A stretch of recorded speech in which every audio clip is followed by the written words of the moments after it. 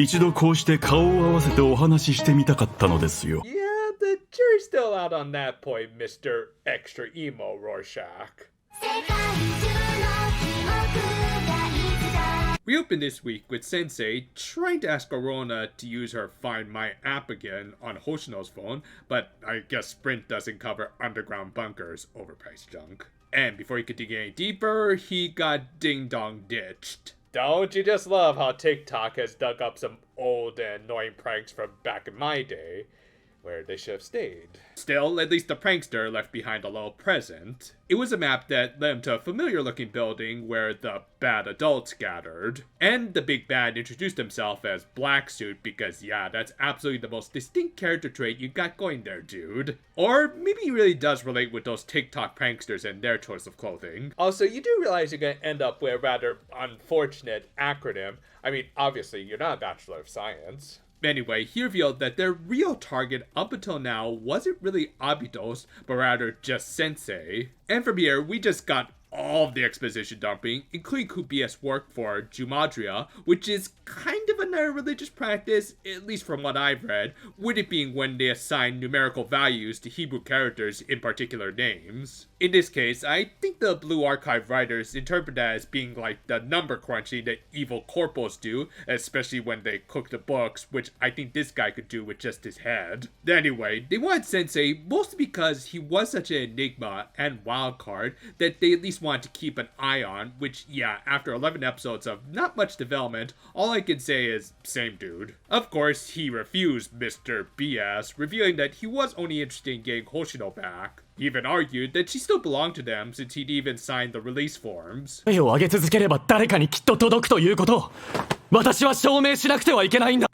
11 episodes, and only now you're starting to act pretty cool. I mean, I would say better late than never, but it's still pretty damn late. I mean, don't get me wrong, I really like this whole exchange between these two men in suits who bounced each other's morals and ideals off the other. It made Sensei feel incredibly amiable towards his students, and BS all the more devious and quite literally shady. And of course, the little world building was also appreciated, especially when it helped to inform both of these men's motivations. Obviously, Sensei was a bit more of your typical nice guy, but unlike President Alexis, BS was kind of interesting in that he did have an actual goal in seeking power, as he wanted to uncover the truths of the world, and even seemed to have evidence that Sensei had sought the same thing in the past. So yeah, obvious the hero and villain are two sides of the same coin setup, but still easily one of the most interesting exchanges in the show so far. In the end though, BS relented and told Sensei where he could find Hoshino and that he was free to try and get her back, emphasis on the try, since she was in a heavily guarded military base.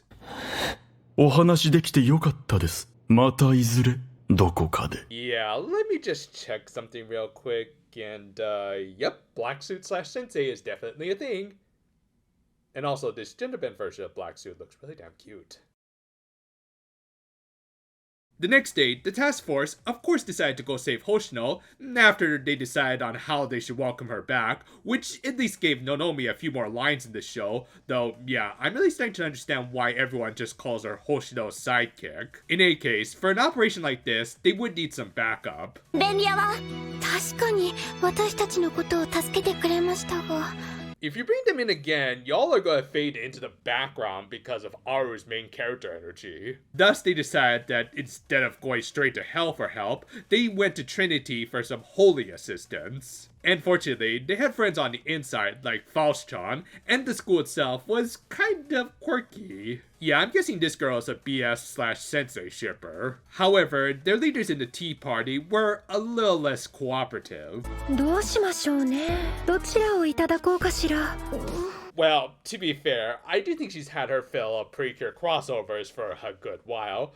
Plus, she probably should be more concerned about her own show. That, and they were in the middle of their own dealings, so they had to turn them down. Thus, the task force went from heaven to hell at Gehenna. Appropriately enough, and in spite of some really nice furnishings, it was a chaotic place, so the girls weren't able to make a lot of progress in their talks. However, Sensei was... じゃあ土下座して私の足でも舐めた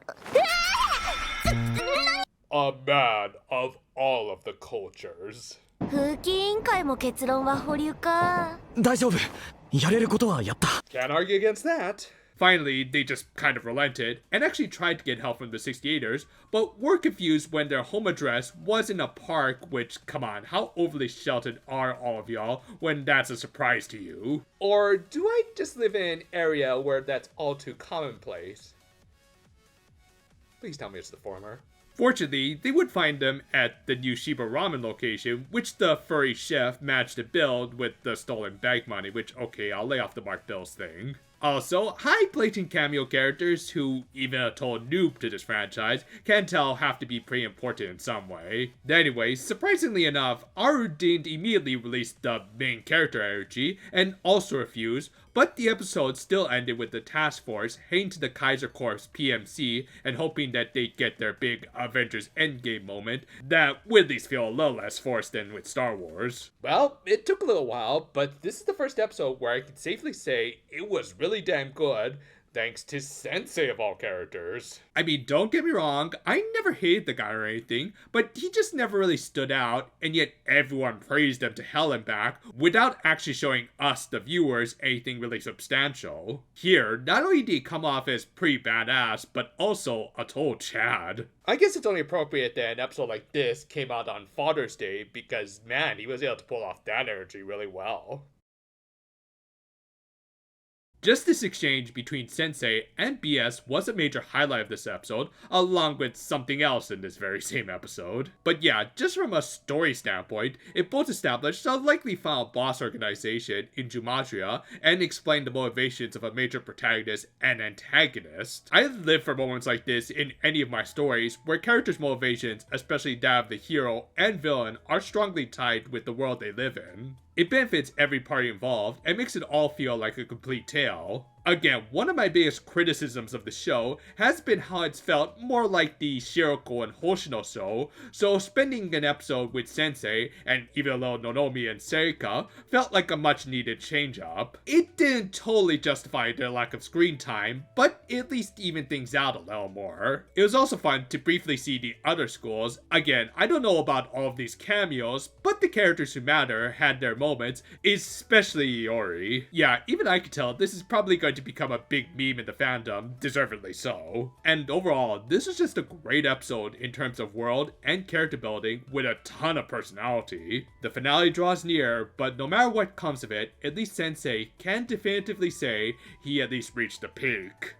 Thank you for watching, and do be sure to check out some of our other videos on this channel, especially later this week. We'll be releasing that Doujinshi review that we've been teasing for a while, as well as start work on a little video that will lead nicely into the summer anime season quickly approaching. So look forward to it, and until then though, for now my friends, happy Father's Day, and if you'll excuse me, I think I'm just gonna do a little more research on this black suit gender pen, you know, for educational purposes.